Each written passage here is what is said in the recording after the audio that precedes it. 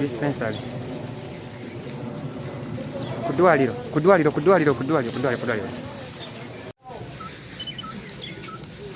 Sorry. Senyiwa.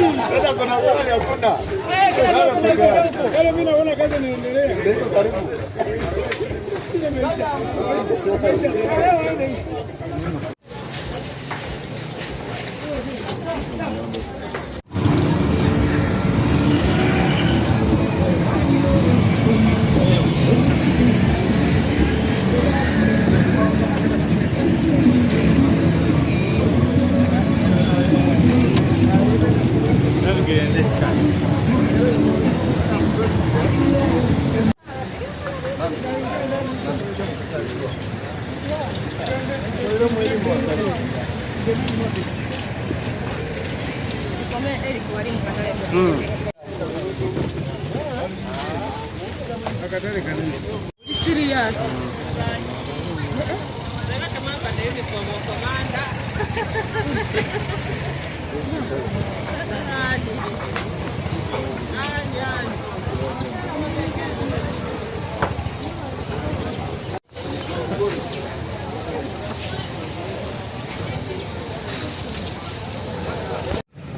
Naye ekituleese wano mu ddwaliro lino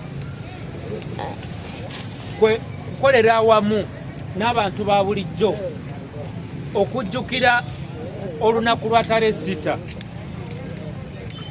Tarehe 6 lwatandika nga Februari ennaku 6 1981 lwe lunaku NRA lwe yasooka okukuba essasi eryasooka nga balikubira Kabamba ku barracks.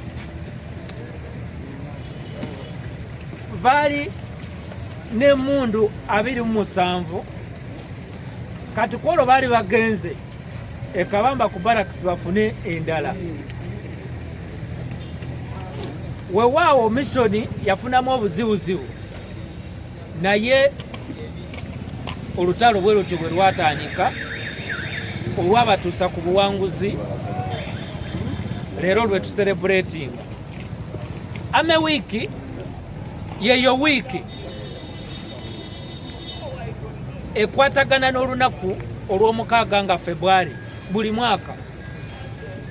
So wiki eyo etuuka ku olwo olunaku nga mukaaga February gye tuyita ame wiki, tubeera n'abantu ba bulijjo be tuyita civilians okujjukira engeri gye baatukwasizaako nga tuwangula olwo olutalo.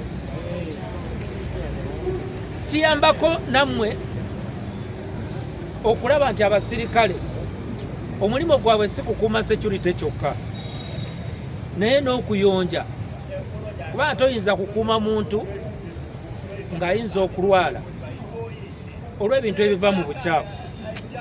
So tujja wamu ne tukwasiza wamu ne tuyonja ebyalo byaffe ne tulaba nga mutujjukira naffe we tucelebrating olunaku olwo olwatale 6. So ekituleese wano kuyonja kitundu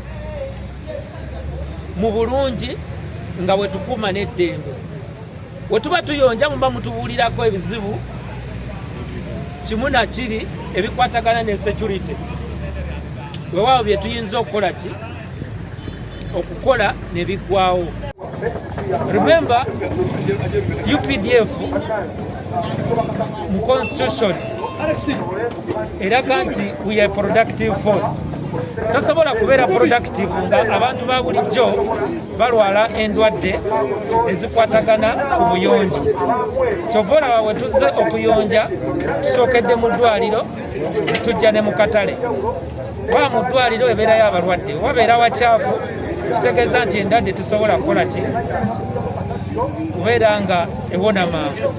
Ne mu katale yetundibwa ebyokulya, bwebeera nkyafu era nebye tulya biyinza okuvaamu obulwadde, kubanga ensowera ziva ku bukyafu ne zijja ne zituula oba ne zikka ku byokulya. So kweko okujja tukwataganire wamu nammwe ba civilian, era kyova olaba ba LCs, ab'akatale leadership, poliisi etwegaseko ku lunaku luno olw'amagye, si lwakuba nti nabo bamagye, emirimu gye tukola era nga wano mu Mukono tukola kubayambako, era nabo bwe tuba tucelebrating olunaku bajja ne batuyamba, tukola batuli nabo. Era mulabyeko ne DPC wali OC station n'abasirikale ba poliisi officer tuli nabo. Dr. Daisy Sonko n'abatanzi omukulembeze wano municipality ne poliisi n'amagye okulaba nga tuddiza abantu olw'okuba olunaku luno amagye galuselebratinga ne poliisi basazeewo kuluselebratinga mu sitayiro ndala. Tubadde tumanyi nti bakuuma bukuuma era naffe tukirabyeko nga naffe kuba tebasobola kuuma abantu n'ebintu byabwe nga ate balwadde, kubanga obukyafu oba bwe tuyita obunyaga eyo gavumenti eno nti etandise okulaba nga amagye gano we galwana byaggwa, kati amagye gasobola okusemberera abantu ba bulijjo ebikwatagana ku security. Bonna bali peaceful, luli abantu balabanga ow'amagye ne badduka, naye leero bamanyi nti kati omuntu ow'amagye ali part of them era akuuma ebintu byabwe nga bali wamu, basobola n'omuwa ne information yonna gye baagala ne babeera nga babayamba. Abasuubuzi abasinga abali muno bali mu byennyanja batunda emmere eya buli kika, naye nga bwe mumanyi emirimu egibeera mu butale ebisasiro bibeera biyitirivu nnyo kumpi buli lunaku. Kati ababeera muno mu katale babasolozaamu ssente ne basasula kumpi 50,000 buli lunaku, naye leero amagye gabagambye teri asasula. Leero we bagenda okukola obulungi bw'ensi n'okusitula kasasiro ono ku bwereere nga tewaliwo kye basasudde okuddiza abantu olw'okuba nga balwana Pulezidenti Museveni n'abantu be bonna okununula eggwanga lino. So twagala okubeebaza ekyo kye bakola. Nze mukyala Ana Binaayisa Kayitiro, ekyalo kya pasoni w'ekyalo Kavule, omusangibwa katale kafa akalungi ak'Akamevale Market. Njagala okwebaza Mukama olw'olunaku lwa leero olwatale 6 olw'abasirikale baffe aba UPDF. Abaami bano n'abakyala Mukama waffe Yoweri Kaguta Museveni yabaragira era agenda abaragira omulimu omulungi olw'okukolagana n'abantu ba wansi. Era buli talehe 6 bakola mulimu mulungi nnyo. Bajja mu bitundu mwetubeera ne batuyonja ne batuyerera ne tukola nabo emirimu egy'enjawulo egitakolebwa bulijjo.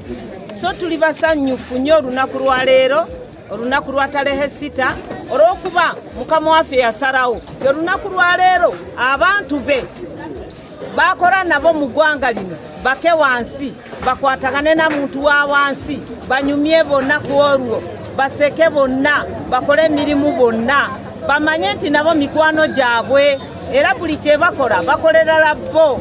N'olwekyo tuli basanyufu akatale kaffe leero bakayonjeza. N'olwekyo beebale nnyo okujja okutuyonja okutukolere wamu tukulaakulanye ensi yaffe Uganda.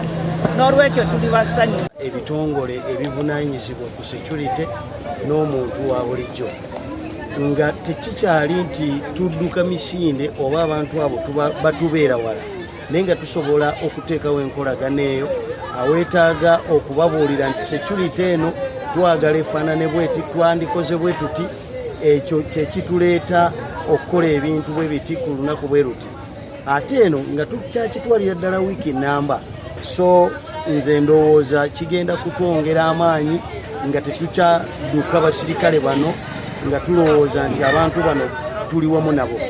Mukono wa cepezi 3 nanyizo muliraana era abayazze wano alongoosa nongoosa ajjawo kasasiro wange kale bane twebaza muzeeyi bayatusembereza emirembe nze mwebaza era tetujja kujjoko tujja kwongera okumuwanja.